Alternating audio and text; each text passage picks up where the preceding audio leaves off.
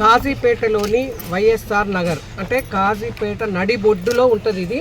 ఇది దాదాపుగా ceiling land.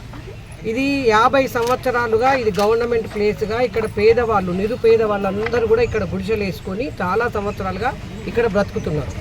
కానీ ఇప్పుడు వినబడే మాట, ఇప్పుడు నా దగ్గరికి కొంతమంది ఇక్కడ వైఎస్ఆర్ నగర్ నుంచి వచ్చి చెప్పిన మాట ఏంటి అంటే, ఇక్కడ దీనికి సంబంధించి మా కాజీపేటలో ఇక్కడ ఇళ్ళని కాల్ చేసి ఎక్కడికో పంపుతున్నారమ్మా, మేము ఇక్కడనే బతుకుతున్నాము, మాకు ఇక్కడ ఇల్లు కావాలి అని నాకు. ఇవాళ నేను అడుగుతున్నా ఇక్కడున్న ఎమ్మెల్యేను నాయని రాజేందర్ రెడ్డిని, ఎందుకంటే ఇక్కడ గెలిపించిన ప్రజలు ఈ కాజీపేటలో బాగు చేయాలని మిమ్మల్ని గెలిపించింది.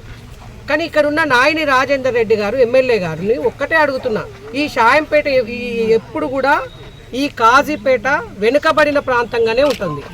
అంతకుముందు కూడా టీఆర్ఎస్ పార్టీ 3 టర్ముల అధికారంలో ఉంది. కానీ ఏ ఒక్కటి కూడా ఈ కాజీపేటలో అభివృద్ధి జరగలేదు, వెనుకబడిన ప్రాంతంగా. ఈ టీఆర్ఎస్ కంటే ముందు కూడా కాంగ్రెస్ పార్టీ ఉండే, అది కూడా వెనుకబడిన ప్రాంతంగానే నెట్టింది తప్పితే ఇక్కడ బాగుపరిచిందే లేదు. దాని తర్వాత కాంగ్రెస్ పార్టీకి అవకాశం ఇచ్చింది.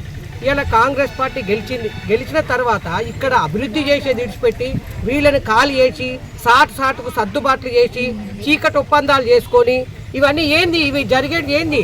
దానికి నాయని రాజేందర్ రెడ్డి గారు మాట్లాడాలి దీని విషయంలో ఏదో జరిగింది, దీని విషయంలో నాకేం సంబంధం లేదనుకుంటే ఊరుకునేది లేదు. దీని విషయంలో ఒకవేళ కనుక ఇక్కడ వీళ్ళకి ఎక్కడైనా ఇండ్లు ఇచ్చినట్టయితే దానికి కూడా మేము ఏమనేది లేదు. ఈ గవర్నమెంట్ జాగాను ఏదైతే ఉందో దీన్ని ఒప్పందాలు కుదుర్చుకొని చీకటి రహస్యాలు చేసుకొని దీన్ని చేస్తే మాత్రం ఇక్కడ ఉన్న స్థానికులు కానీ భారతీయ జనతా పార్టీ కూడా ఊరుకోదు.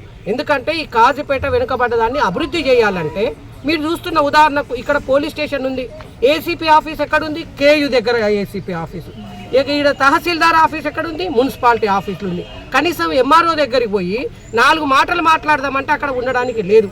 ఇలా ఇక్కడ దీనికి కాజీపేటకు సంబంధించి ఒక కనీసము జూనియర్ కాలేజ్ లేదు, ఒక హాస్పిటల్ లేదు. అదేవిధంగా ఐటీఐ ఉంది.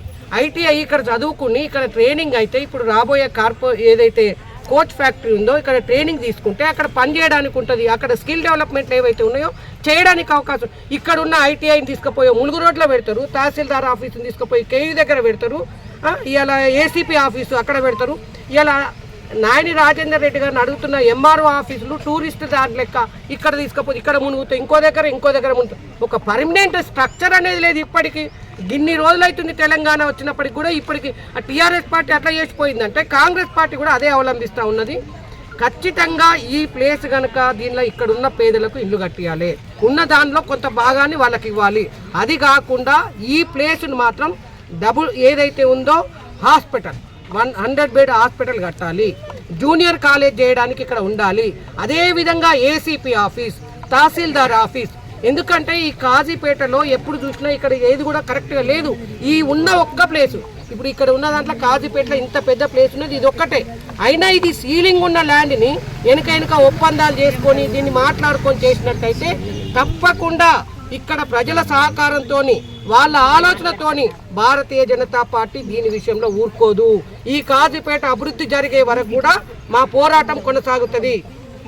అదేవిధంగా ఇంకొక విషయం అడగదలుచుకున్నా, అప్పుడప్పుడు ఎలక్షన్ల ముందు వచ్చి రౌండ్ టేబుల్ పెట్టి మాట్లాడతారు కదా పెద్దలు, మరి ఈ పెద్దలు ఎక్కడ పోయినరు? మరి ఈ పెద్దలు రౌండ్ టేబుల్ ఎక్కడ